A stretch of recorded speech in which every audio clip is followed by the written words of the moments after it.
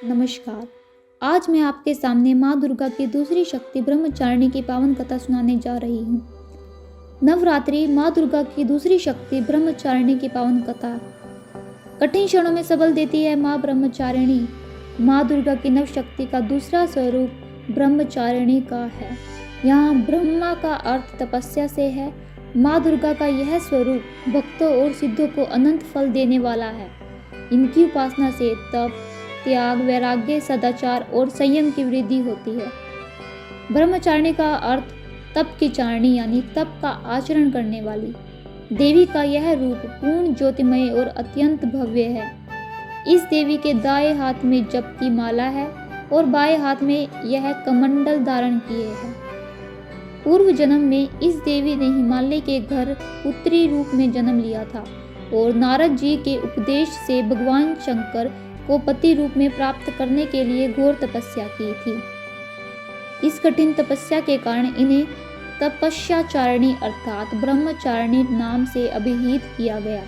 1000 वर्ष तक इन्होंने केवल फल फूल खाकर बिताए और 100 वर्षों तक केवल जमीन पर रहकर शाक पर निर्वाह किया। कुछ दिनों तक कठिन उपवास रखे और खुले आकाश के नीचे वर्षा और धूप के घोर कष्ट सहे।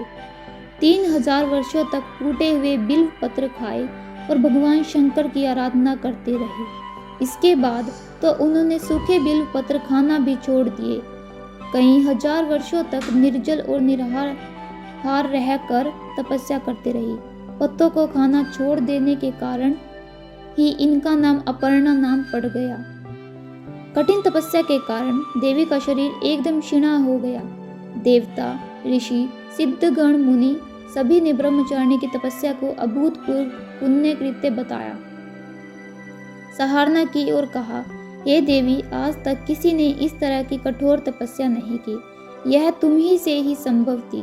तुम्हारी मनोकामना परिपूर्ण होगी और भगवान चंद्रमौली शिव जी तुम्हें पति के रूप में प्राप्त होंगे। अब तपस्या छोड़कर घर लौट जाओ। जल्द ही तुम्हारे पिता तुम्हें बुलाने आ रहे हैं। इस देवी की कथा का सार यह है कि जीवन के कठिन संघर्षों में भी मन विचलित नहीं होना चाहिए। माँ ब्रह्मचारिणी देवी की कृपा से सर्व सिद्धि प्राप्त होती है।